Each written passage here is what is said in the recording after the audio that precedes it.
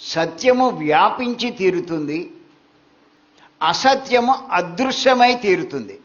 ఇది ఎవరు గ్రహించాలి అంటే ముందు బోధించే గురువులు గ్రహించాలి. ఇది బోధకులే కాదు, సాధకులు గ్రహించాలి. ఈ బోధకులు సాధకులు అన్ని చోట్ల ఉంటారు, ఉండరా? ఎక్కడికి వెళ్ళినా ఉంటారు, ఏ దేశం వెళ్ళినా ఉంటారు, ఏ రాష్ట్రం వెళ్ళినా ఉంటారు. అసత్యాన్ని బోధిస్తే బోధకులు నష్టపోతారు, అసత్యాన్ని ఆశ్రయిస్తే సాధకులు నష్టపోతారు.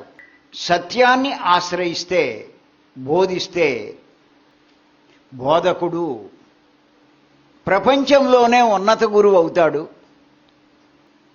ఆ సత్యాన్ని ఆశ్రయిస్తే సాధకులు ఎన్నో లాభాలు పొందుతారు.